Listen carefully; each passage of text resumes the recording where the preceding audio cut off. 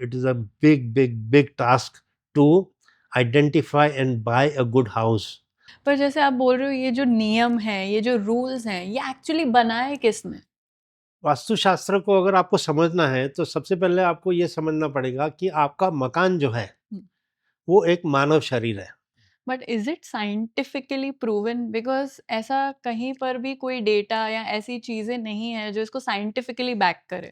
जो वास्तु दोष से जो बुरी ऊर्जाएं वहां पनप रही थी, उन ऊर्जाओं को पैसिफाई करके, रिलैक्स करके, हैप्पी करके भेजना है, ताकि जाते जाते वो आशीर्वाद देके जाए, नाराज होके ना जाए। बट आजकल के लोग ये सब में बिलीव ही नहीं करते। बिलीव नहीं करते तो क्या फर्क पड़ता है? बिलीव करो कि नहीं करो, उसको लागू नहीं पड़ेगा क्या?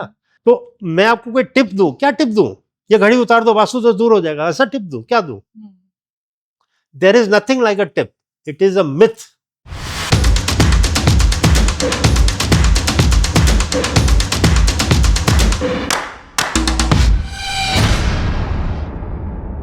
आज हम बात करने वाले हैं वास्तुशास्त्र के बारे में।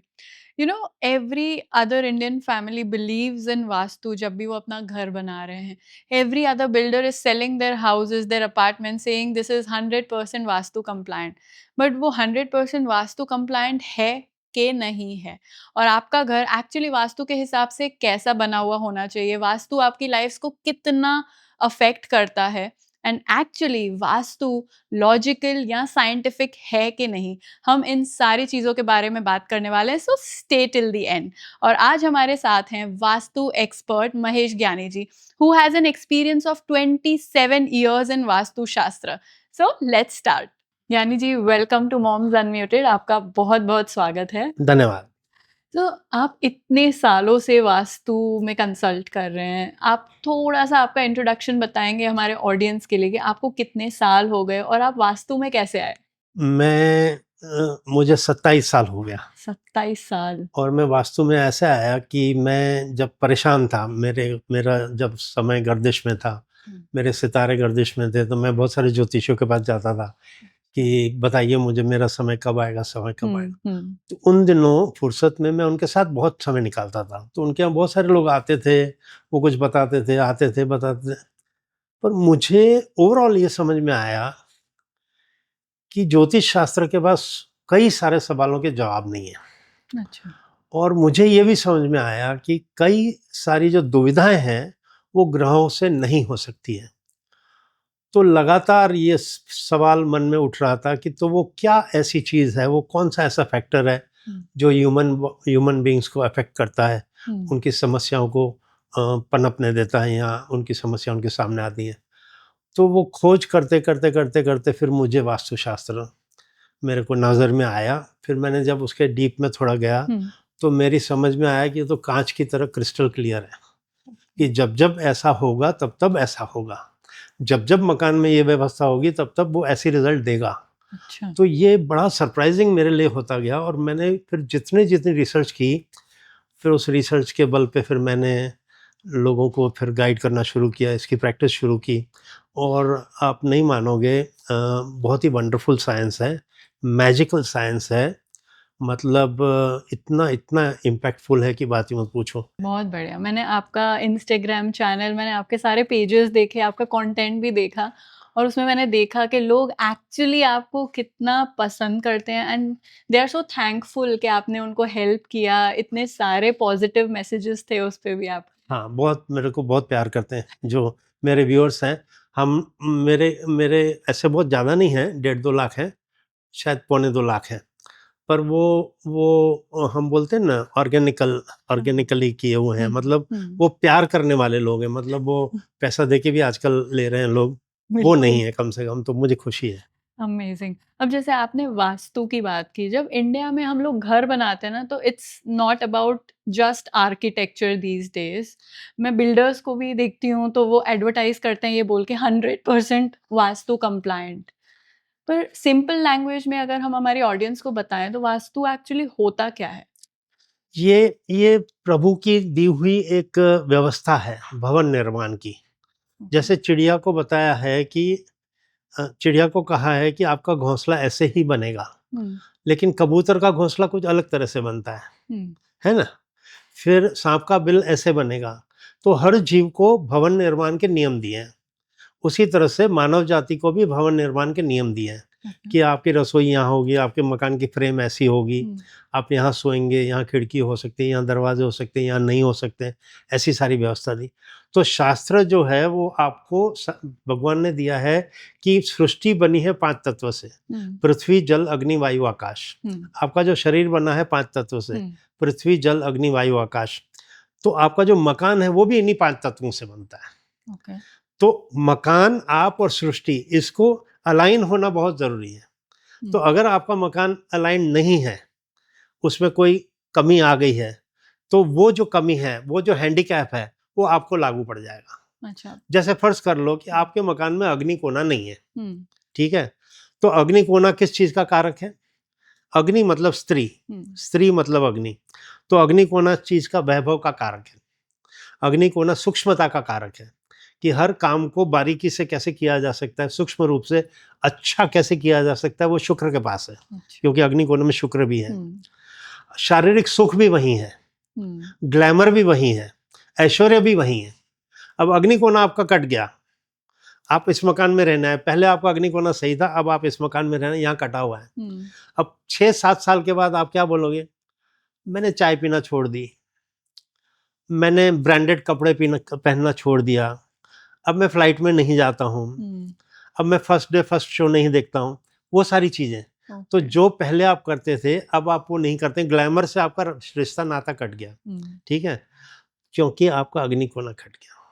लेकिन इसके बहुत सारे इम्प्लीकेशंस हैं, बहुत सारे मतलब बहुत सारे इम्प्लीकेशंस हैं। तो अग्नि कोना क्या देता है? शारीरिक सुख देता है। अब अग्नि कोना कट गया तो आपके शारीरिक सुख के साथ संबंध ही कट गए। इसका मतलब क्या हुआ कि आपकी डिलेड मैरिज हो रही है। फिर इसके बहुत सारे और पहलू हैं, जैसे एक MBA लड़की है तो उसकी मैरिज डिले हुई तो उसको BBS से शादी करनी पड़ेगी। एक MBBS लड़की है, उसकी मैरिज डिले हो गई तो कहती ठीक है चलेगा, मुझे होम्योपैथ भी चलेगा। वो खूबसूरत है तो वो एवरेज लुकिंग से शादी करेगी, चलेगा, शादी तो करनी है, ठीक है ना। तो ये सारे योग यहाँ से आते हैं। जैसे बहुत सारी फिल्म एक्ट्रेसेस हैं, बहुत सारी मिस यूनिवर्स मिस वर्ल्ड हैं, उनकी शादियां ही नहीं हुई हैं, और बहुत सारी ऐसी जिनकी शादी हुई है तो आप ऐसा सोचते हो कि अरे बाप रे इसके साथ शादी की, क्योंकि वो इतनी कॉम्प्रोमाइज सिचुएशन है। आप समझे? यूं तो हुनर है, वैभव है, सब कुछ है, वो जन्म पत्री से आया, लेकिन वास्तु खंडित होने की वजह से दूसरा रिजल्ट जो है वो गलत मिल गया। अंडरस्टूड। पर जैसे आप बोल रहे हो ये जो नियम है, ये जो रूल्स हैं, ये एक्चुअली बनाए किसने? बहुत सारे तपस्वियों ने मिलकर के पूरा साइंस बनाया है। तो मुझे तो कभी कभी हंसी आती है कि जब कोई व्यक्ति ये कहता है कि घर में तुलसी का पौधा रख दो और भूल जाओ वास्तु को। अरे इतने देवों ने, तपस्वियों ने ये इतना बड़ा वास्तुशास्त्र बनाया और वो तुलसी के पौधे से निपटा दिया उसको। मतलब इतनी सारी बड़ी मेडिकल साइंस है जिसने कैंसर पे इतने सारे रिसर्चेस किए हैं, और आपने कह दिया कि 4 क्रोसिन खा लो, 5 पैरासीटामोल खा लो, भूल जाओ कैंसर को। ऐसा थोड़ी होता है। क्योंकि बहुत सारे लोग जस्ट सोचते हैं कि इट्स जस्ट अ सुपरस्टिशन या पुराने एंशिएंट बिलीव्स है, और कुछ लोग बोलते हैं it's based on ancient architectural जो विजडम था उस पे बेस्ड है। देवों ने आपको अनेक शास्त्र दिए हैं। धर्म शास्त्र में उन्होंने मंत्र शास्त्र दिया, यंत्र शास्त्र दिया, तंत्र शास्त्र दिया। मैथमेटिक्स के लिए आपको अंक शास्त्र दिया। आप बीमार न हो इसलिए योग शास्त्र दिया। अगर फिर भी आप बीमार हो गए तो आपको आयुर्वेद का शास्त्र दिया, आपको जन्म पत्रिका शास्त्र दिया, और आपको वास्तु शास्त्र दिया। अब आपको ये तय करना है कि आपको इतने सारे शास्त्र क्यों दिए गए, क्योंकि आपको इतने सारे शास्त्र की जरूरत है। तो आप जब गोलमोल कर देते हो किसी बात को, तो इसका मतलब यह है कि आपको जानकारी का अभाव है। But is it scientifically proven? Because ऐसा कहीं पर भी कोई डेटा या ऐसी चीजें नहीं है जो इसको साइंटिफिकली बैक करे। अभी मैं जैसे आपको कहूं कि अग्नि कोने में अग्नि है, तो मैं अभी आपको साइंटिफिकली नहीं प्रूव कर सकता हूं, क्योंकि ये सोशल साइंस जैसा है। इसको मैं आपको रिसर्च बेस से प्रूव कर सकता हूं। तो मैं कहूँगा कि जितनी भी लेडीज ने अग्नि कोने में, बिल्कुल अग्नि कोने में जाकर के अपना बिस्तर रखा है, मतलब पूरब और दक्षिण दोनों दीवारों से सटा हुआ उनका बेड है, और वहाँ एक लेडी अपनी प्रेगनेंसी को मैच्योर कर रही है हम्म, तो उसको 7.25 महीने में प्री मैच्योर बेबी होगा होगा होगा होगा। अच्छा क्यों? क्योंकि गर्भ की गर्मी अपना काम कर रही है और अग्नि कोने की गर्मी एक एक्स्ट्रा काम कर रही है, तो ये बेबी प्री मैच्योर बेबी होगा।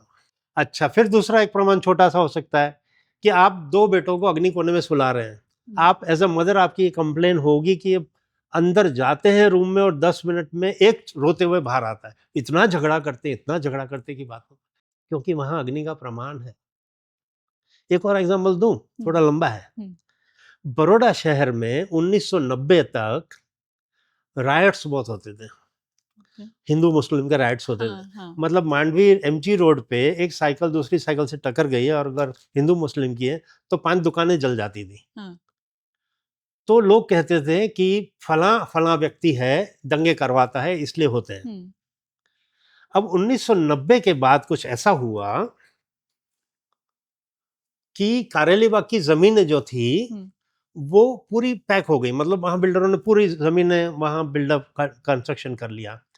इत्तेफाक से वुडा ने वाघोडिया रोड के पीछे, मतलब आयुर्वेदिक कॉलेज के पीछे की जो जमीन है उसको टीपी 13 या कुछ ऐसा, टीपी 1 या कुछ फाइनल किया और वहां स्विमिंग पूल, रास्ता, स्ट्रीट लाइट, बस स्टैंड सब देना शुरू किया, अतिथि गृह सब देना शुरू। तो कारेली बाग के जो बिल्डर थे वो सब वहां चले गए और वहां धीरे धीरे पॉकेट्स बनने लगे, कुछ यहाँ 10 मकान, वहां 20 मकान, वहां 20 मकान।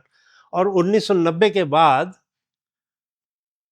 चूंकि अब वो जो अग्नि कोना है वो बड़ौदा का अग्नि कोना है, वो वाघोडिया रोड वाला। अच्छा तो वहां से फ्री फ्लो में अग्नि आ रही थी, बहुत जबरदस्त फ्लो में आ रही थी और यहाँ तनाव कर रही थी, यहाँ कर्फ्यू हो जाते।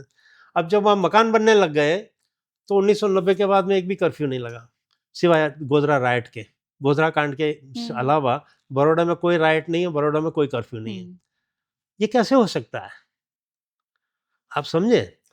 तो वहां से फ्री फ्लो में अग्नि आना बंद हो गई और अग्नि जो आ रही थी वो अचानक से इन मकानों से टकराई।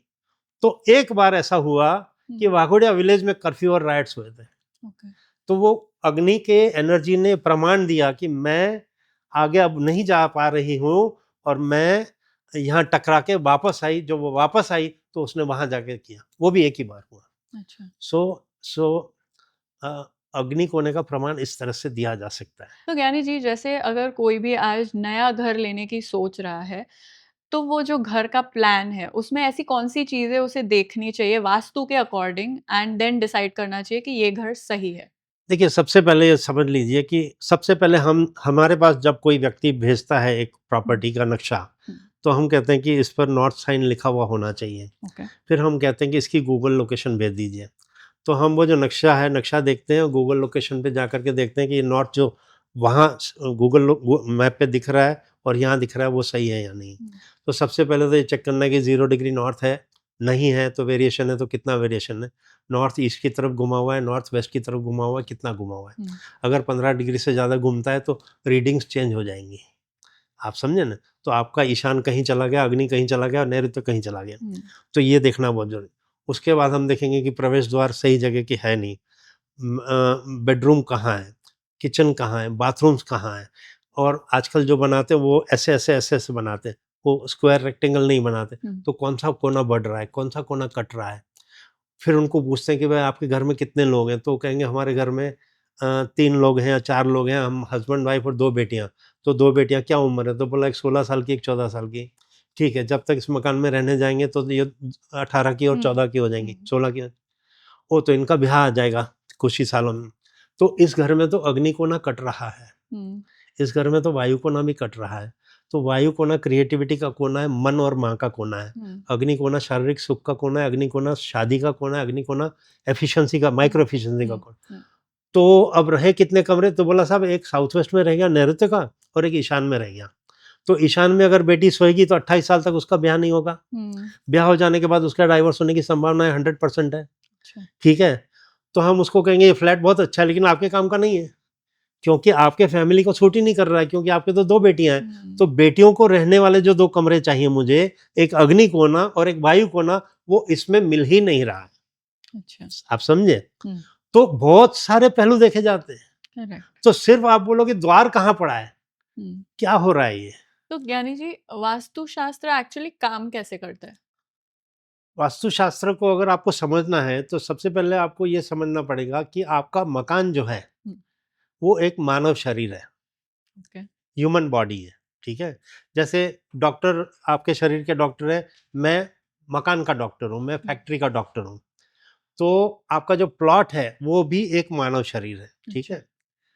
जब तक वो सुप्त अवस्था में है, तब तक तो वो सुप्त अवस्था में है, पर जैसे ही आप उसको जागृत करते हो, उस पे कंपाउंड वॉल बनाते हो, तो वहाँ एक ह्यूमन बॉडी निर्माण हो जाती है, अच्छा, जिसको हम वास्तु पुरुष कहते हैं। ओके, जैसे ये वास्तु पुरुष है, ये ओके। आपका वास्तु पुरुष है, ठीक है? हुँ, तो वास्तु पुरुष का हमेशा नॉर्थ ईस्ट में ही सिर होगा।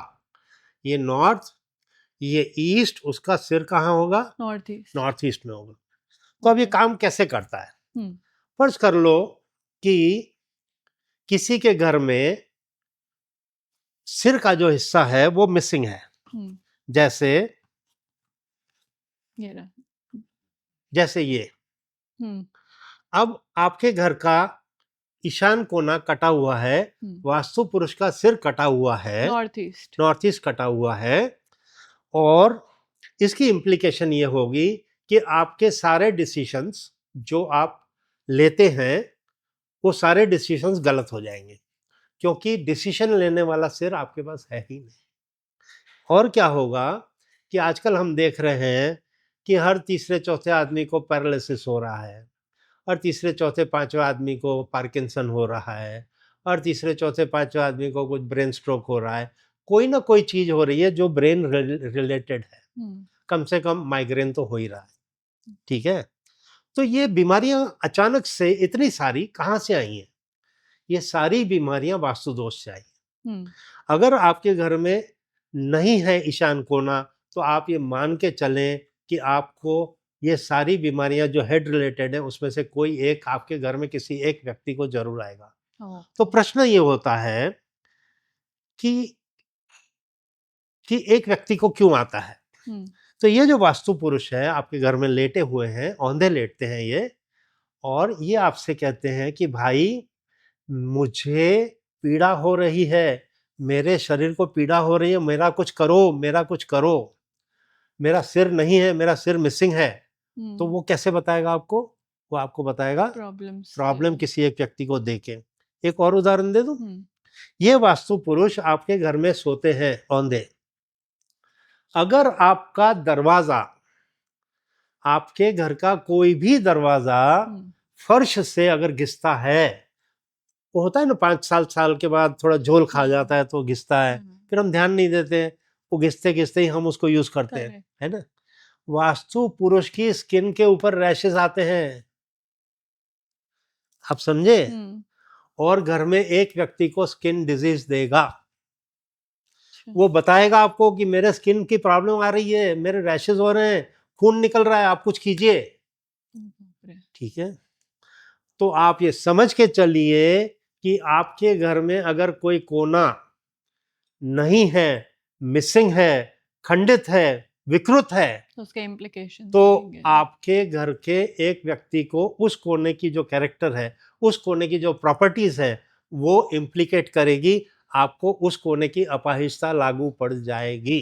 हुँ, आजकल हम देखते हैं कि लड़कियां बोलती है शादी नहीं करूंगी, शादी नहीं करूंगी, मैं 35 साल के बाद करूंगी, अभी नहीं, अभी नहीं, अभी नहीं। लड़के भी, हुँ, क्योंकि आजकल अग्नि कोने कटे हुए फ्लैट बहुत बन रहे हैं। करेक्ट। अब समझो वो 60 स्टोरी बिल्डिंग है, हुँ, 70 स्टोरी बिल्डिंग है, उसका अग्नि कोना कटा है, उसका वायु कोना भी कटा है, हुँ, ये वाला।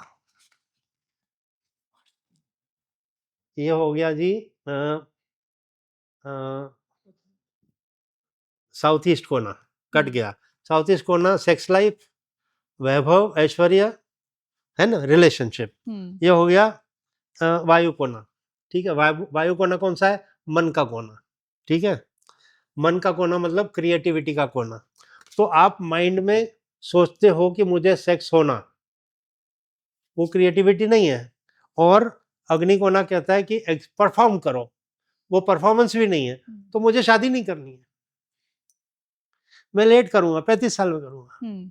ये वहां से आता है, वास्तु दोष से आता है। हम अगर किसी भी फैमिली के लिए गाइड बना रहे हैं, वास्तु गाइड उनके घर के लिए, तो जैसे मंदिर है बहुत इम्पोर्टेंट, एक फैक्टर है, एक घर का बहुत इम्पोर्टेंट पार्ट है, तो मंदिर होना कहाँ चाहिए? जनरली लोग बोलते हैं नॉर्थ ईस्ट में होना चाहिए।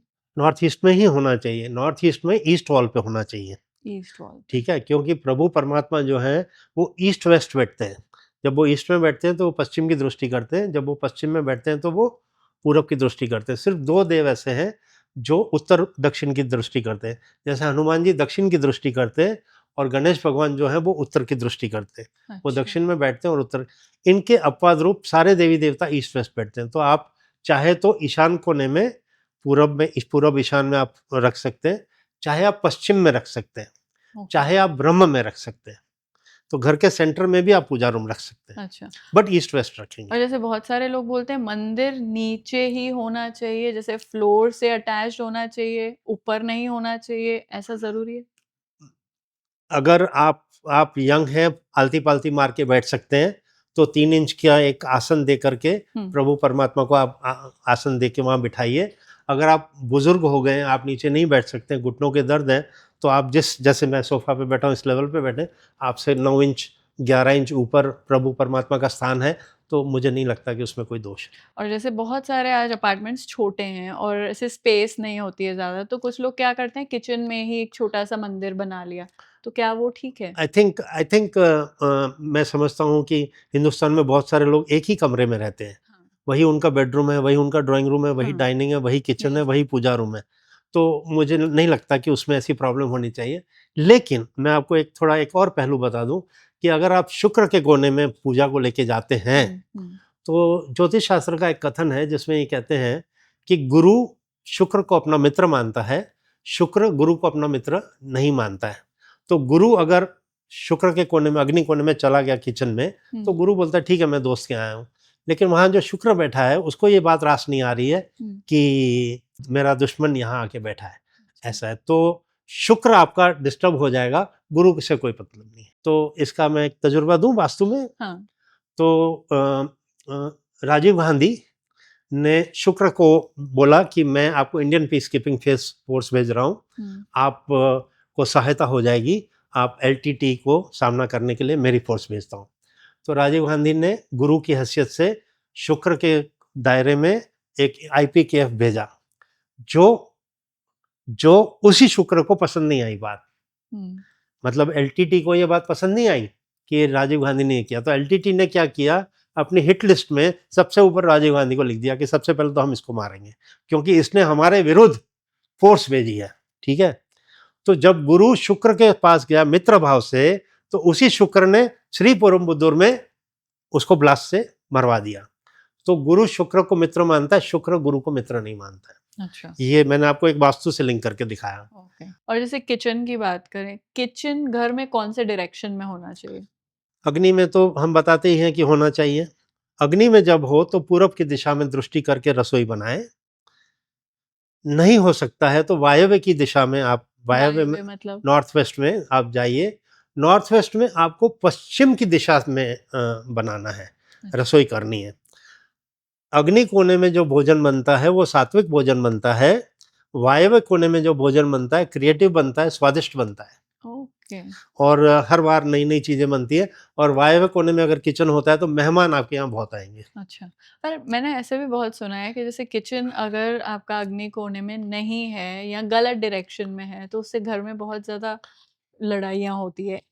किचन अगर साउथ वेस्ट में है, हम्म। किचन अगर साउथ वेस्ट में है, तो एक बात तो मान के चलिएगा कि जो घर की लेडी है वो बिल्कुल नेगेटिव हो जाएगी। अच्छा।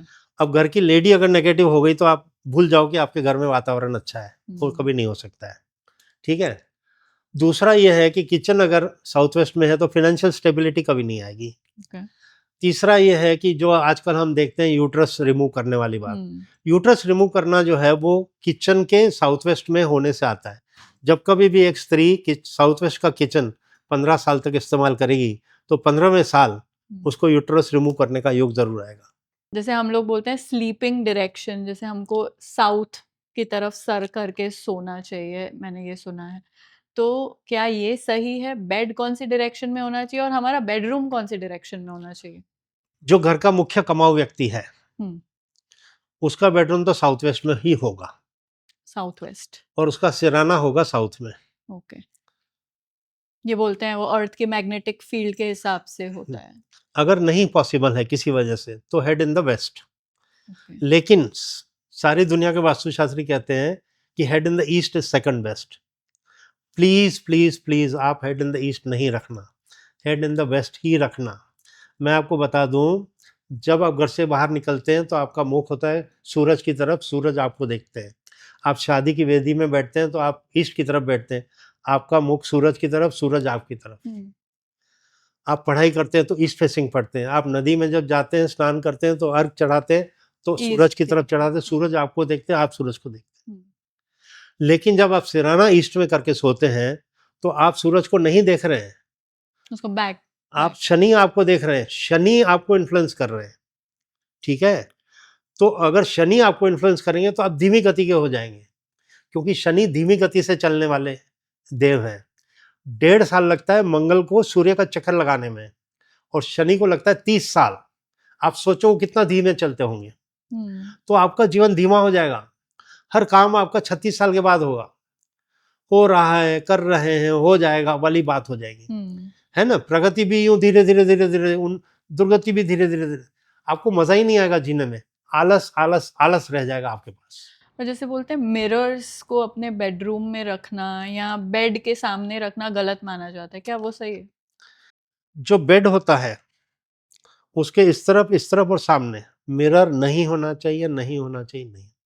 उससे क्या होता है? एक लेडी थी, उसकी मेंस्ट्रुएशन साइकिल 20-20 दिन तक बंद नहीं होती थी, तो वो केस मेरे पास आया।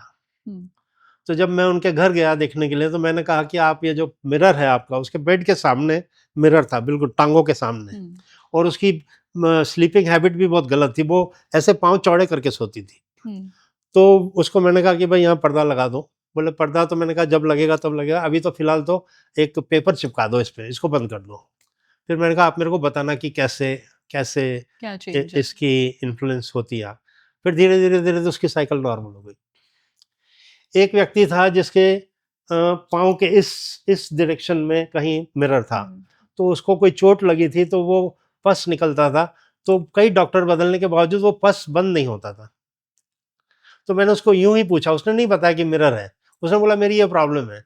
तो मैंने उसको यूं ही पूछा कि तुम्हारा आईना किधर है, तो बोला आईना बस यही है। तो मैं कहूँ आईने की वजह से, बोला ऐसा कैसे हो सकता है। तो मैं कहा अच्छा तुम ट्रैवल करते हो क्या, कहीं जाते हो क्या। तो बोला हाँ कभी कभी। मैं बोला तब तुम जाते होगे तब वो पस थोड़ा ड्राई भी हो जाता होगा। तो बोला हाँ अब मेरी समझ में आ गया। तो मैंने कहा कि कागज ही तो चिपकाना है यार, चिपका दो। आप समझे। तो ये छोटी छोटी बातें हैं जो आपको पता ही नहीं चलता है। फॉर एग्जाम्पल अगर एक फैमिली है और वो अपने बच्चों का रूम डिजाइन कर रही है, प्लान कर रही है, तो बच्चों का रूम वास्तु के हिसाब से कैसा होना चाहिए, कौन सी डायरेक्शन में होना चाहिए? बच्चों को हो सके तो आप हेड इन द वेस्ट सुलाएं। हेड इन द वेस्ट इसलिए सुलाएं क्योंकि पढ़ाई का सीधा मसला जो है वो सूरज के साथ है, सूर्य के साथ है। ठीक है, तो जब भी वो सोए तो सूर्य चंद्रमा उसको सुला दे है रात को, क्योंकि वो देख रहा है पूरब की तरफ, और सुबह सूरज उसको उठा दे। ठीक है, ये सबसे अच्छी व्यवस्था है। और ईस्ट फेसिंग वो पढ़ाई करे, स्टडी टेबल जो है हाँ ईस्ट फेसिंग, हाँ, या तो नॉर्थ फेसिंग हो, जैसी घर की व्यवस्था। हाँ। ठीक है, अगर वेस्ट फेसिंग है तो वो हर 5-10 मिनट में खड़ा हो जाएगा, मम्मी सुसु, मम्मी पानी, मम्मी फ्रिज खोलूं, ये करूं, ये खाऊं, वो पीऊं। वो 5-5 10-10 मिनट में मम्मी ये मम्मी वो करता रहेगा। बिकॉज पेरेंट्स का सबसे ज्यादा टेंशन वही रहता है, पढ़ाई पे फोकस, उसकी अच्छी स्लीप। कोई बच्चा अगर नहीं पढ़ता है चाहे किसी भी वजह से, तो उसको आप ईशान कोने में बिठा दो, और ईशान कोने में एक कोने में गंगा जल की लोटी रख दो, सील की हुई लोटी, बस वो वहां रहे। फिर उसको जरूरी नहीं हो जब बाई आएगी वो उठाएगी, झाड़ू पोता करेगी, रख देगी वापस, ठीक है। ये बच्चा अगर ईशान में पूरब मुखी या उत्तर मुखी बैठा है और उसके लेफ्ट या राइट में ही अगर ये गंगा जल की लोटी आपने रख दी है, वो 4 घंटा आराम से पढ़ के उठेगा, तो माँ को एक शांति हो जाएगी। और जो बच्चे का जो रूम है वो घर में कौन से डायरेक्शन में होना चाहिए? अग्नि में भी हो सकता है और वायु में भी हो सकता है, ईशान में भी हो सकता है। 14 साल तक का लड़का वायु कोने में सो सकता है, वायु ईशान कोने में सो सकता है, ईशान में पढ़ सकता है। लेकिन लड़कियों को ईशान कोने में चक्कर मारने जाने की अनुमति नहीं है। आप ये समझ लेना कि स्त्री जो है, लड़की जो है, वो अग्नि है। अगर अग्नि जल तत्व में गई तो ये मान के चलो कि वो अग्नि तत्व खत्म हो गया। जैसे ये तो हो गई उन घरों की बात जहाँ पे हम चेंजेस करवा सकते हैं। बहुत सारे लोग ऐसे हैं जो रेंटेड हाउसेस में रहते हैं, जो चेंजेस नहीं करवा सकते हैं, तोड़-फोड़ नहीं करवा सकते हैं।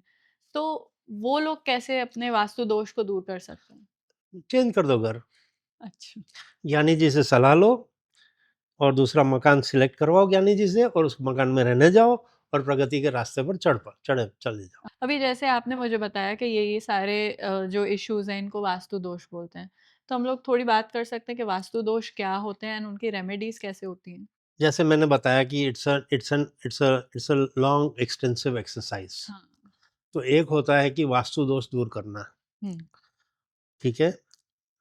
दूसरा होता है कि जो वास्तु दोष से जो बुरी ऊर्जाएं वहां पनप रही थी, उन ऊर्जाओं को पैसिफाई करके, रिलैक्स करके, हैप्पी करके भेजना है, ताकि जाते जाते वो आशीर्वाद देके जाए, नाराज होके ना जाए। हुँ। जब वो ऊर्जाएं चली जाएंगी, उसके बाद पॉजिटिव ऊर्जाओं को इनवाइट करना है। ये पॉजिटिव ऊर्जाएं आएंगी, यहाँ आके रहेंगी, और अब आपकी प्रगति का रास्ता वो ऊर्जाएं खोलेंगी। अच्छा। ख्याल आया? तो बेसिकली ऐसा है कि जब एक वास्तु दोष होता है, तो आपको आपका मकान कुछ इस तरह का है कि जिसमें 51% से ज़्यादा नेगेटिव ऊर्जा है और 49% से कम पॉजिटिव ऊर्जा है। मतलब दानव की ऊर्जा ज़्यादा है, देव की ऊर्जा कम है। ठीक है? लड़ाई 2% की है, 51 एंड 49 की। हमें ये करना है कि कुछ ऐसा हम करें कि जिससे दानव की ऊर्जा 49 हो जाए, देव की ऊर्जा 51 हो जाए, आप हैप्पी हो गए। ठीक है। तो ये जो पूरी प्रोसेस है, ये टाइम लेती है। अब फर्ज कर लो कि आपका मकान ऐसा है कि उसमें बहुत सारे वास्तु दोष हैं, और मैं आपसे कहता हूं कि आपको बंगला में फिजिकल स्ट्रक्चरल चेंजेस करने पड़ेंगे। तो हम क्या करते हैं कि हम वो नक्शा मंगाते हैं, फिर हम एक और नक्शा खुद बनाते हैं, 2 या 3 बनाते हैं, जिसमें मैक्सिमम तोड़फोड़ होती है, फिर थोड़ी कम होती है और थोड़ी कम होती है। तो हम फिर वो करते हैं। ठीक है। अब वो क्लाइंट बोलता है ठीक है, मैं ये वाला नक्शा लेता हूँ, मैं अपने इंजीनियर से कहता हूँ मुझे ये बना के दो। यानी जी बाकी का हम यंत्र से संभाल लेंगे, वायर से संभालेंगे, पिन से संभालेंगे। ठीक। तो ये हो गया आपका वास्तु, अब ठीक हो गया। अब फिर आया वो ऊर्जाओं को हटाने वाला बात, फिर वो ऊर्जाओं को हटाओ, फिर अच्छी ऊर्जाओं को आमंत्रित करो। तो ये पूरी साइकिल है 6 महीने की। जैसे मेरा जो ऑडियंस है, मेरे फॉलोअर्स हैं, उसमें से मुझे किसी ने ये क्वेश्चन दिया था कि आप ज्ञानी जी से ज़रूर पूछना। तो शी वांटेड टू नो कि उसके घर में जो वॉशरूम है ना, नॉर्थ ईस्ट में है, तो क्या वो गलत है और उसका उसे क्या करना चाहिए? सबसे पहली बात, अगर वो फ्लैट है तो आप चेंज नहीं कर सकते। फ्लैट है। तो हम कांसे के कटोरे लगवाते हैं, ब्रॉन्ज बाउल। ओके। 3 बाउल हैं ऐसे, औंधे लगवाते हैं। सीलिंग में हम 1, 2, 3 ऐसा ब्रॉन्ज बाउल लटकाने को कहते हैं। उससे उसमें बहुत ज़्यादा दोष का निवारण हो जाता है। ठीक है। वो ये कर सकते हैं। कई वास्तुशास्त्री बोलते हैं सॉल्ट रखो, बराबर। हमने आज तक कभी किसी को नहीं कहा। हमारा काम ये 3 ब्रॉन्ज बाउल कर लेते हैं। और ऐसी कौन सी 3 चीजें हैं वास्तु के अकॉर्डिंग जो एक घर में बिल्कुल स्ट्रिक्ट नो है, कि अगर ये 3 चीजें हैं तो फिर तो उसका कोई इलाज है ही नहीं, आप वो घर छोड़ दो? नॉर्थ ईस्ट अगर आपका कटा है और साउथ वेस्ट भी कटा है, ये नहीं होना चाहिए। ओके। नॉर्थ ईस्ट ऊंचा है, साउथ वेस्ट नीचे है, ये नहीं होना चाहिए। ओके। क्या ना, तो ढलान गलत नहीं होने चाहिए, कोई अपाहिजता नहीं होनी चाहिए वास्तु पुरुष की, कोई कोना कटना नहीं चाहिए। स्लोप्स देख लो आप, ये अपना, फिर आपकी जमीन पोरस नहीं होनी चाहिए। पोरस जमीन खाएगी, देगी नहीं, है ना। फिर रोड हिट नहीं होना चाहिए। आप टी जंक्शन पे तो नहीं है, आप वाई जंक्शन पे तो नहीं है, ये सब चीजें। क्योंकि अभी मैं रीसेंट ट्रेंड देख रही हूँ वास्तु में, लोगों को जेनेरिक वास्तु नहीं चाहिए, लोगों को पर्सनलाइज्ड वास्तु चाहिए। लोग अपनी ज्योतिष विद्या, मतलब अपनी हॉरोस्कोप एनालिसिस और वास्तु को कंबाइन करके अपने घर में चेंजेस करवा रहे हैं। ये कैसे हो सकता है? एक्साइज और इनकम टैक्स, इसका दोनों को कोई मतलब ही नहीं है। ये 9 प्लैनेट्स का शास्त्र है, ये 5 एलिमेंट्स का शास्त्र है, ठीक है, ये दोनों एक हो ही नहीं सकते हैं। तो ये जो पर्सनलाइज, ये कहाँ से आया? जितने भी ज्योतिष शास्त्री लेटर ऑन वास्तु शास्त्री बने, उन लोगों ने ज्योतिष और वास्तु को इकट्ठा किया, ठीक है।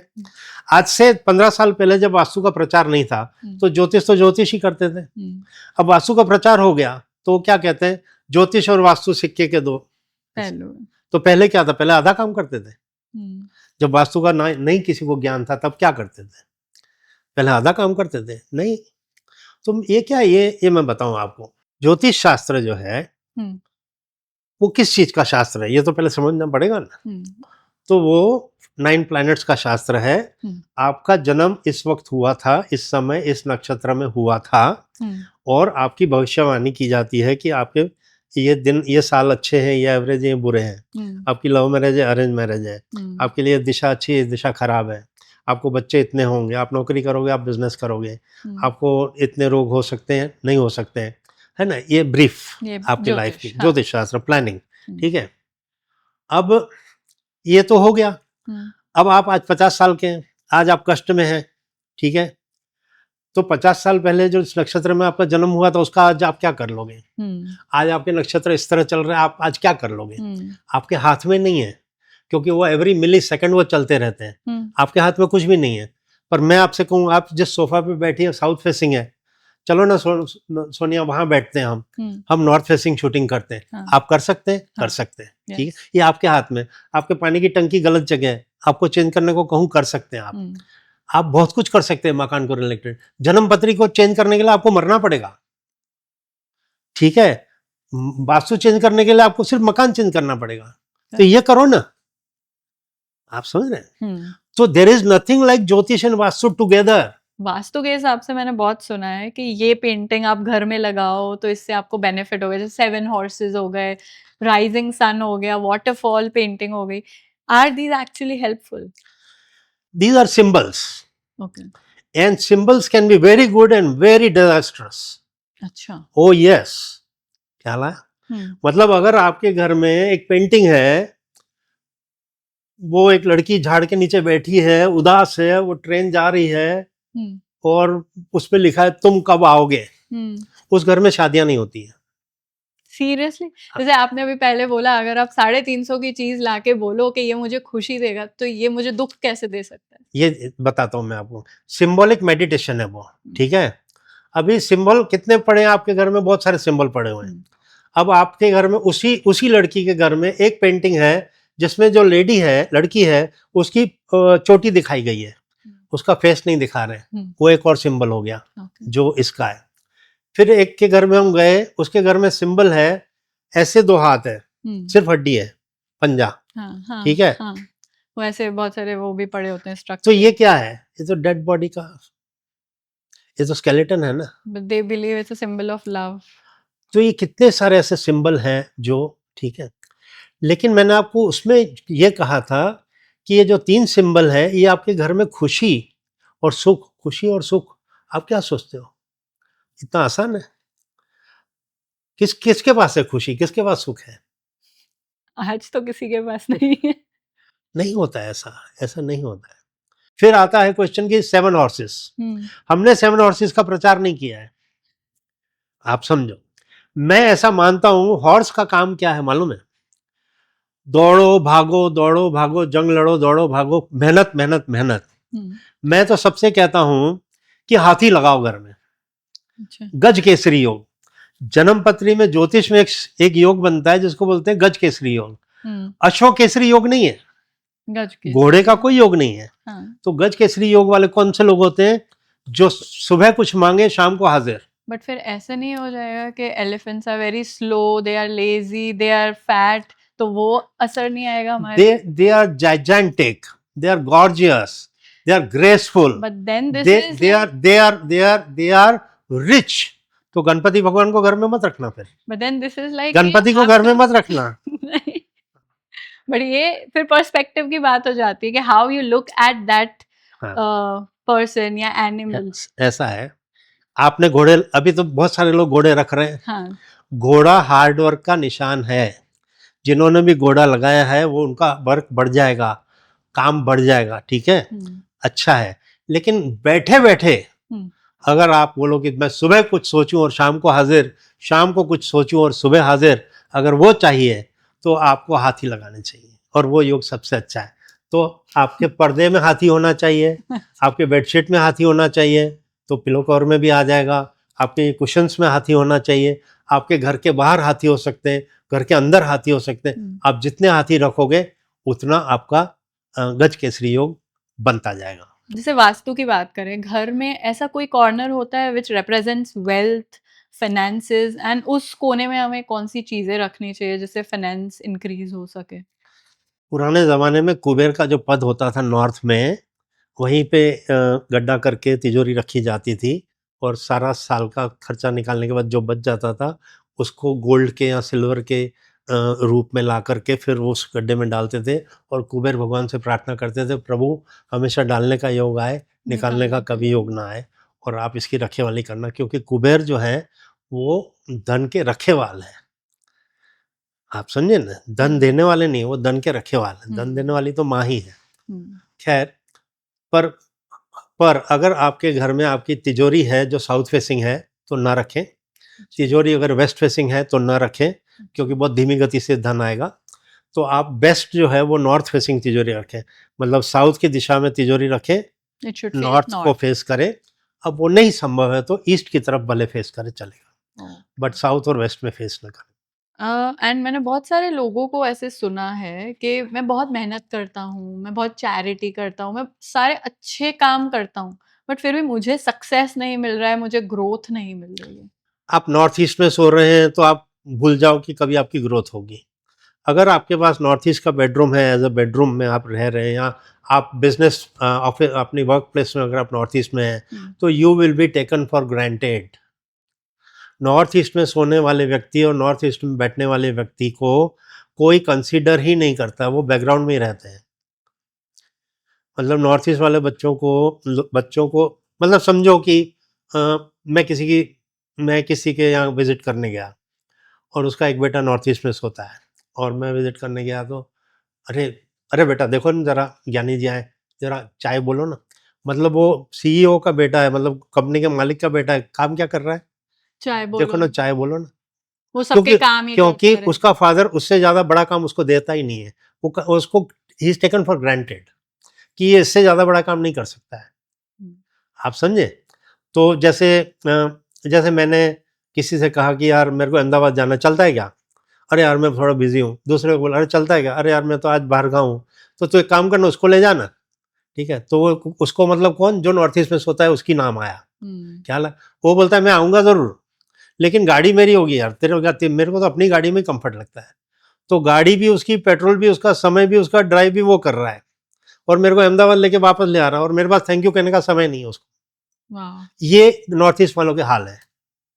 और ये नॉर्थ ईस्ट से वो निकल कैसे सकते हैं? नॉर्थ ईस्ट में मैग्नेट है, ठीक है। मैंने कहा नॉर्थ ईस्ट में अगर लड़की सोएगी तो 28 साल तक उसका ब्याह नहीं होगा, ब्याह हो जाने के बाद उसका डाइवोर्स तय है। वो मैग्नेट मैरिड है और नॉर्थ ईस्ट में सो रहे हैं, हस्बैंड एंड वाइफ, बच्चा नहीं हो रहा है, क्या में से निकल कैसे सकते हैं नॉर्थ ईस्ट से? संकल्प करके कि मुझे नहीं रहना है नॉर्थ ईस्ट में।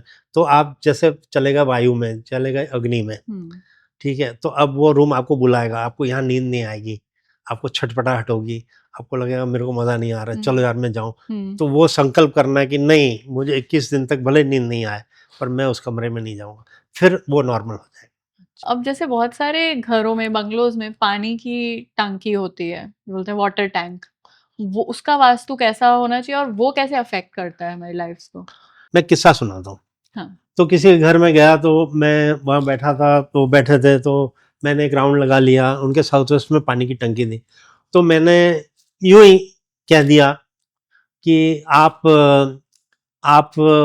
28 तारीख को 1000 रुपया पान की दुकान पर उधार मांगने जाते हैं।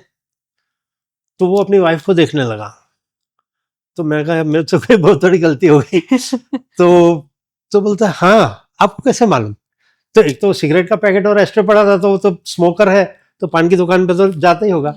पर मुझे पता नहीं क्यों ऐसा हो कि मैं उसको बोल रहा हूँ कि तू पान वाले से ही 1000 रुपये उधार ले रहा है, तो बोला मैं उसी से लेता हूँ। तो बोले आपको कैसे पता? तो मैं कहा वो आपके साउथ वेस्ट में पानी की टंकी है तो वो बरकत कभी नहीं देता है। तो बोला पर आपको मालूम है मैं कौन हूँ? तो मैं कहा नहीं। मैं बोला मैं आईपीसीएल में बहुत बड़ा ऑफिसर हूँ, मेरी तनख्वाह लाख रुपए से ऊपर है। बोला अच्छा, तो भी आपने बोल दिया 1000 रुपये। तो मैं कहा पर वो तो ऐसा है तो मैं क्या करूं? तो बोला मेरी वाइफ भी आईपीसीएल में बहुत बड़ी ऑफिसर, वो भी 80,000 कमाती है। तो आपको बुलाने का कारण ही ये है कि हम 2 लाख रुपए कमाते हैं, खाने वाले 4 लोग हैं, ये पैसा कहाँ जाता है हमें समझ में ही नहीं आता। तो मैंने कहा बंद कर दो उसको। बोले उसके बाद क्या होगा? तो साउथ वेस्ट की पानी की टंकी आपको कैसे धीरे धीरे आपके रिसोर्सेस को ड्रेन करती है, वो आपको तब पता चलेगा जब आप पहले तो आप साउथ वेस्ट की टंकी, साउथ वेस्ट का बोरहोल, साउथ वेस्ट की सेप्टिक टैंक, साउथ वेस्ट का स्विमिंग पूल, साउथ वेस्ट का कोई भी वाटर बॉडी है, उसको बंद करने से पहले आपको हनुमान जी के नाम से हवन करना है। अच्छा। अगर आप जैन हैं तो आप माणिभद्र का हवन कीजिए। हवन करने के बाद आप उसको भरने की प्रक्रिया शुरू कर दीजिए। अब भरने के बाद समझो आपने फरवरी 2026 में पानी की टंकी भर दी और अब आप अप्रैल मई जून जुलाई 2026 की आपकी लाइट का जो बिल आएगा उसको आप 2025 के साथ कंपेयर कीजिए। तो जुलाई 25 में और जुलाई 26 में आपकी कंजम्पशन सेम रहेगी मौसम के हिसाब से, है ना? तो आपको पता चलेगा कि 30% आपका लाइट बिल कम आ गया। किसी भी इंसान को वास्तु के लिए कंसल्ट करना होता है तो वो लोग वास्तु कंसल्टेंट के पास जाते हैं।